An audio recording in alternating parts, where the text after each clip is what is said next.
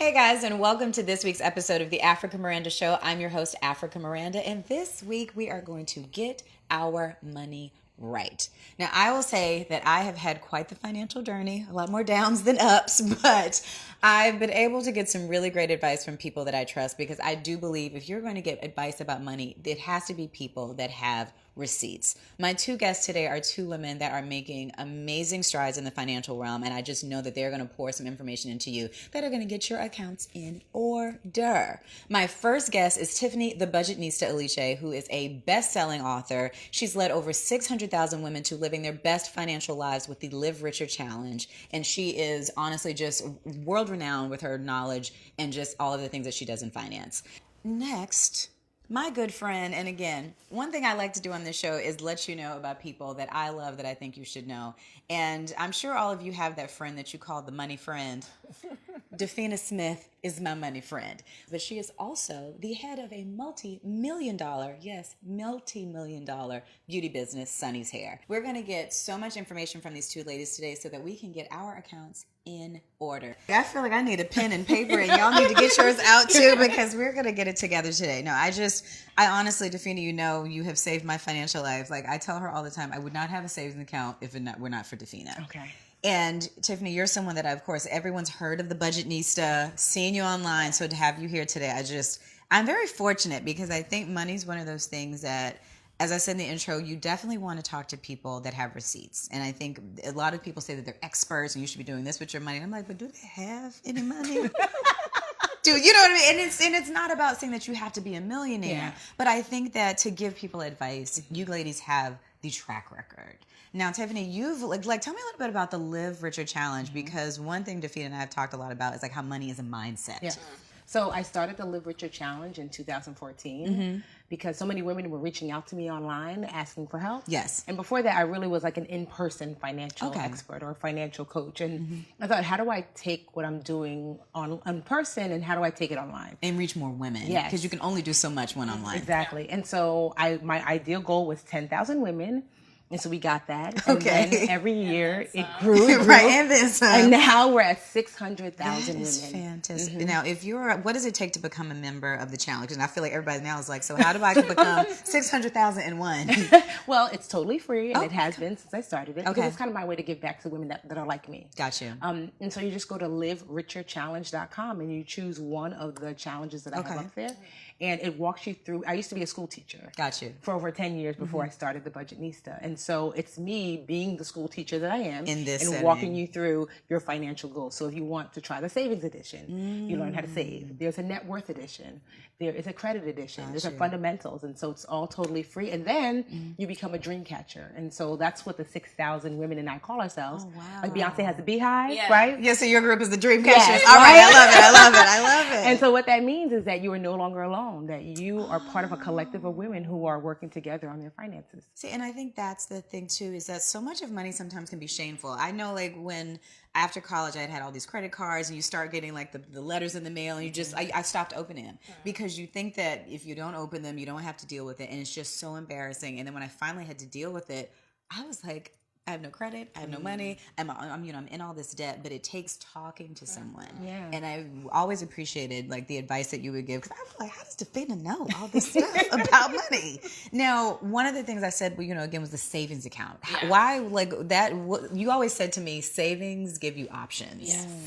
I really believe that so many women make choices based off of their lack, and that's not the same type of choice. Yeah. And so, for me, I've always had a savings account, but there was something that I think very early on, I was like, get a savings account, but don't make it easy access. And that's what I think people don't really understand with what the role of savings is. Yes. You should put it away and forget it. And you do need to have a way to kind of buffer you from your bad habits or your bad moments or bad just breakups or drinking too much.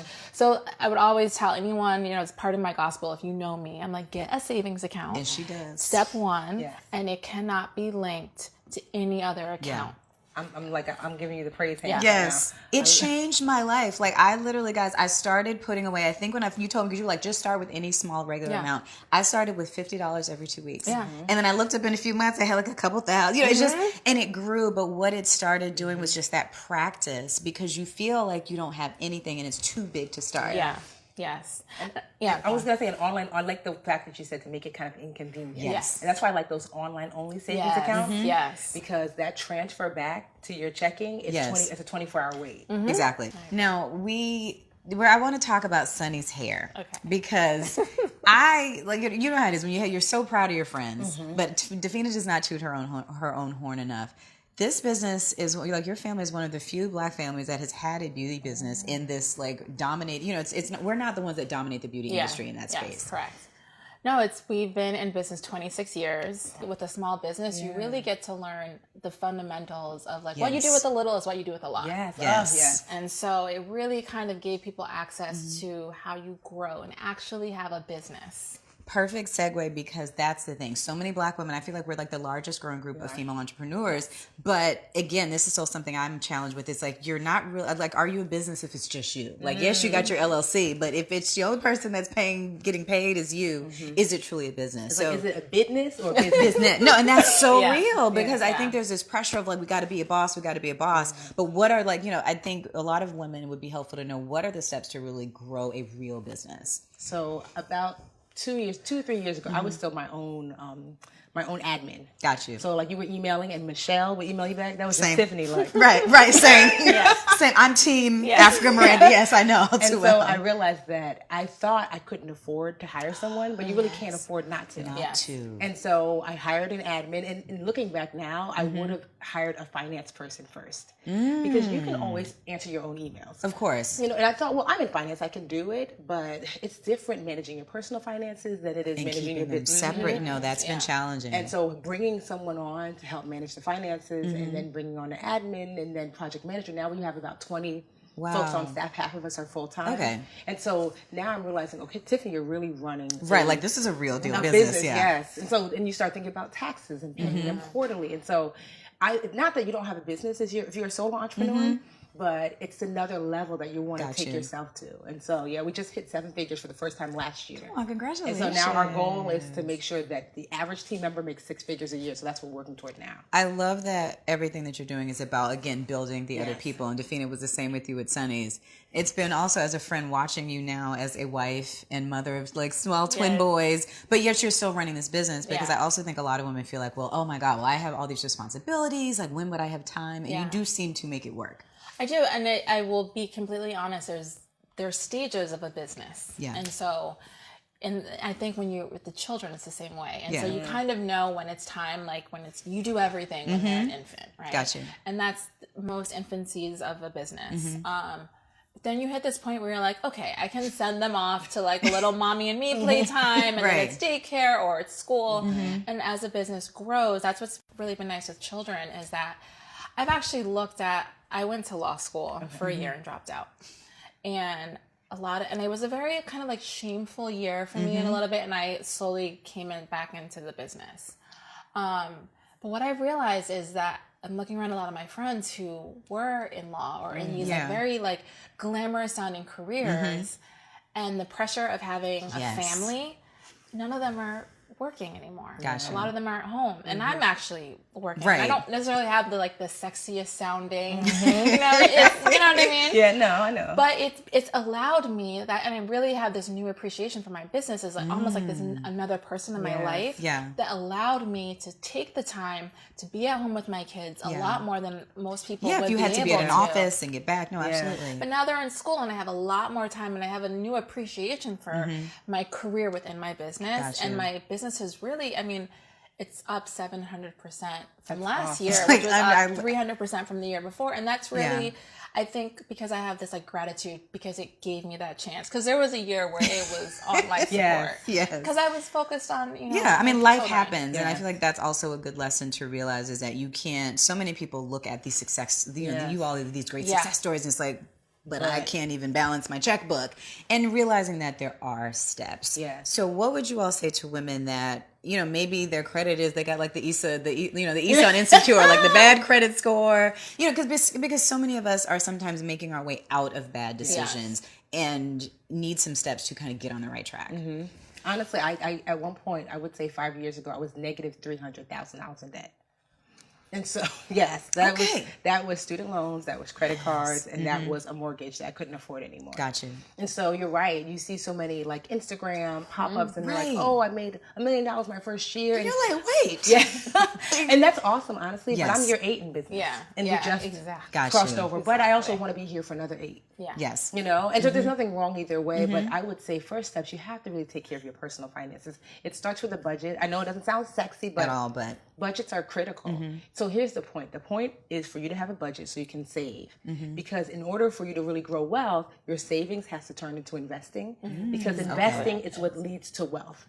I love You it. cannot invest if you do not save. This is why I had them together, because I was like, Dafina would be like, "Oh, I've heard about this new mutual fund." I'd be like, "Girl, I heard what Beyonce was doing." Like, I didn't know. Because the thing You is, like, need these friends. yes, Yes. because here's the thing. People think like, oh, I want $1 million, right? So think about it. It's like having 1 million acorns. Right. It's almost impossible to collect 1 million acorns. Yeah. But you don't have to.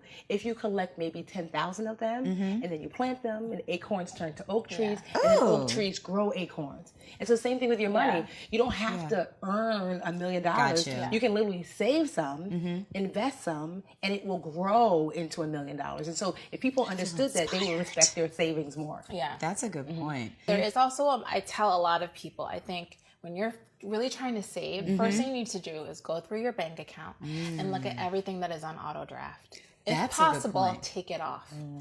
Only thing that should be automated is your savings.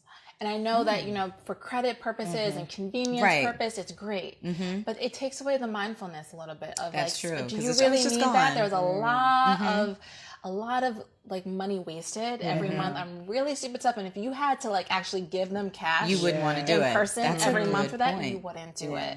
So I think you have to do that. And I also think you have to look at your partner, like of who are you banking with? Okay. Because a lot of them, I'm not going to disparage any of them publicly because they've done it enough for themselves. Right. Yeah. But they have the overdraft fees. They have a lot of Yes. things that aren't really set up to make you be in a position to grow up. They're trying to like It's like nickel really and keeping dime you your like locked feet. in. Yeah. Exactly. So I think you have to be mindful of those things too.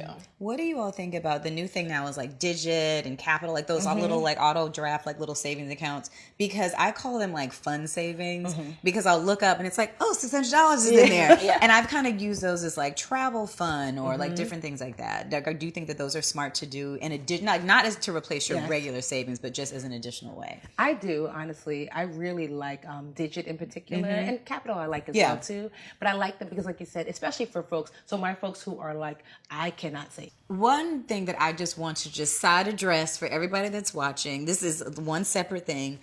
Credit repair services. I feel like they are the biggest fraud known to mankind, and I think they are pushed on brown people more than anybody else. Like, please, as the experts, speak to that. Well, I used to also think that they were the devil. Okay. But then I did meet some reputable credit repair folks. Okay, because I need to only know. a handful. Okay. Right? But there's also, for example, there's the NFCC. That's the National Foundation of Credit Counseling. So they do that. And see, I've done credit when my credit was horrible after college. I did go with a credit counseling service, but they don't. That's why I try to tell people they don't fix your credit. They just help you pay off your bills, which in turn brings your score up eventually. And you can really do it yourself. Yeah. My thing is, if they have enough marketing money to market to you and find you conveniently, Right. then that's not your people. That's what I was talking about, those partners. Yeah. A lot of the ones that you really need to get aligned with are not for profit. And And you yeah. find them because they're Yeah. not spending all their money marketing to Right, you. because or I see calling like you. all these ads. I'm like, fix your credit, do it. Yeah. I was like, how about some ads that tell you don't buy that dumb stuff? How about that? How about that? Credit, so there's budgeting. It can be a Yes. little hard. Paying off debt. That can be a little Yeah. hard. Credit to me is all about the game. And if you knew the rules, you could win. See, and I'm so glad you said that because I do think credit, once I got my credit under control, now I have a great credit score. I was like, oh, there's a whole world of things. Not to say you use it, but it does have its benefits. But I also have a bone to pick with it a little bit because before I turned 40, I wanted to be debt free. Got you. So I paid off all my student loans. I paid off all my consumer debt. I mean, I have my credit cards Yeah. that I use, but I paid them off every month. Yeah. My credit score went down. Oh, well, that's Because I have less lines of credit. And so it's a game. It and is. it's like you can't get too attached to having Right. the perfect Yes. score, because a lot of that is they want you to utilize because when you paying debt and paying the debtors who are making money from you. Well, this is how I trick the game or game that system. Give us right? the come on, Tiffany. Right? Come Because on, you're right. Budgetnista. Because you're right. Like you almost get penalized for they're like Yes. you don't have enough debt. Yeah. You're like, Right. wow, you don't have enough cards. Yeah. So what I do is I call it Jump Like Jordan, where I have one card, Okay. right, that I set aside, and then I have Netflix or whatever come off that card. So it's constantly being Yes, used. and then I have that card automatically paid off every single month, Mm-hmm. and literally that card stays home. So it looks like, wow, Tiffany's using this card every month. That's But smart. I don't pay any interest Yeah. because I'm paying Got it off you. in full. And so because at one point my credit score fell to like a 547. Got you. I had like an 8 something in my 20s, and I bought a home and then lost Got it you. to a foreclosure. And now I'm back up to an 802. Got you. And despite having a foreclosure, it's still on my credit Yeah. report. Okay. And so that's one of the ways that I did it, was by tricking the system into And saying understand, Tiffany yeah. is using credit over and over, Mm-hmm. but it's just $8 a month. And there you Yeah. go. And I just had to address that because I feel like I see a post for them every other day, and I was like, that's not the answer though. Yeah. That's not the answer. When is a good time? Like, when can you treat yourself? Like, I know we have to save, I know we have to make investments, but we also have to, I think, live. I'm not a person that says, well, spend it all because you can't take it with you. But I do think we still need to sometimes do nice agree. things for ourselves. What are some items or experiences or things that you think are worth spending the money on? Well, to me, there's no judgment as it relates to me. So some girls are the brunch girls; they love that. Got you. I love to travel, Same. but not everyone. My husband doesn't like to travel. He's 6'6". He's like, no matter what class Right. he's in, he's like, I feel like I'm in a matchbox, And so no matter. So really, it's up to you. And so I just came back from Santorini, Greece, about a month ago. And that was a sudden trip. A friend of mine, I was like, oh, I'm stressed. I'm working too hard. And she was like, come to Greece. And my husband was like, go. Because I'm not getting on that yet. Right, exactly. So he's always like, yes, go. And Yeah. so for me, I don't believe in over-sacrifice. Okay. So everybody, all my friends always think like, oh, Tiffany doesn't spend any money. And I'm like, no, I don't spend any money on your brunch. Right. Because I'd rather brunch in Greece. And so it's just that speaks to me. And so Yeah. it's really like, I always think that you can decide what your more looks like, Okay. So Yeah. if I'm spending my money on your idea of more, that's really less of a life. Yeah. And so you get to decide. So many people have never been on vacation because they're spending their money on someone else's idea of a good time. That's a very you good know. point. So yes, I think that you should. To me, part of your budget should be enjoying yourself, but it should be your choice about what enjoyment looks like. That's a very good point.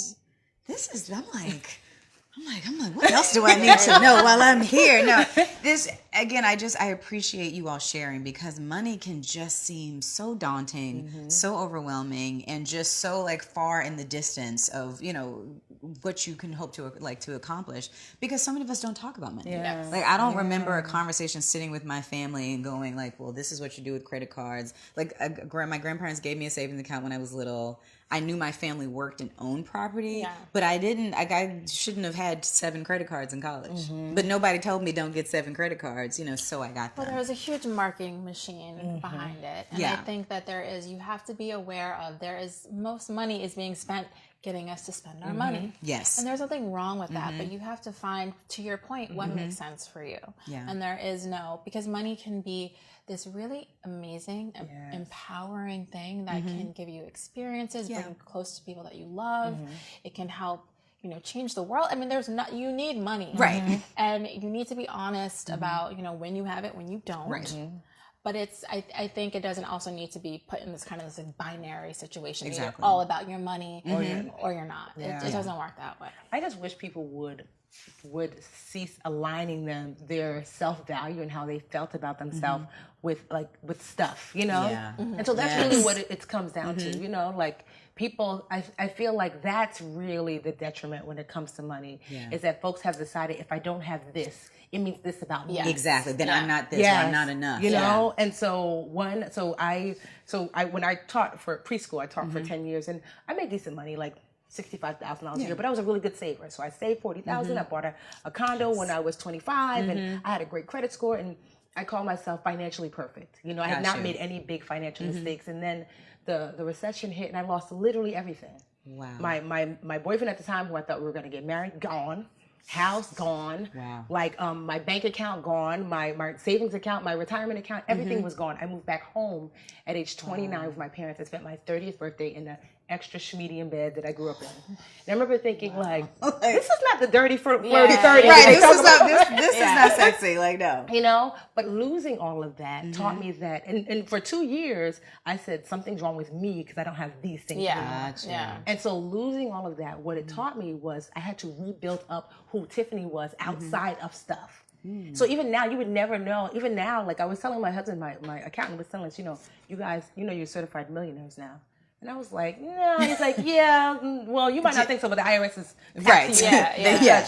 You would never know because I have disassociated myself from needing. I mean, do we travel? Yes, of course. And I was telling my husband, you don't have to drive that car. He's like, because this car is kind of like, it's whatever. I'm like, baby, you can get another car. He's like, I mean, I don't drive that much because we have I don't need that to define. Exactly. Those aren't your markers of happiness, of success. Hey. And it's really giving. It's family. It's love. We're working on having a baby. And I'm like, above all else, I could lose everything and you would never know from the outside. There you go. Because we live really simply, although we live really richly. Yeah. Gotcha. Well, live richer. Well, ladies, thank you. Tiffany, Dafina. Tell everybody again where they can find Live Richer, join all of your programs, and continue getting this amazing financial knowledge. The Budgetnista. I'm the Budgetnista on every social media platform and thebudgetnista.com. Absolutely. And if they want to get their hair together, Sunny's hair, but I also know you've launched your personal site as well. Yes, I have a personal site, dafinasmith.com, and there's a lot of writing. I do a lot of journey pieces for other brands and how I built a 7-figure business as a mom and just boring stuff on financial stuff, where to get Vanguard funds, which I highly recommend. I was say, oh my God, I love that. I don't even know what a Vanguard fund is, but that's why I'm here. Index funds. Yes. And all yes. I'm all about. So yes. you can I love find it. there. I love it. Thank you, ladies. Thank you. So, guys, we're going to get our money right. And I'm going to find out what a Vanguard fund is. So, as always, you can tune in on Tuesdays at noon for new episodes. Please subscribe to the show here on Facebook and Facebook Watch. And join the Africa Miranda Show group. We're going to have exclusive tips and we're going to keep the conversation going. So, I will see you all next Tuesday. Bye, guys.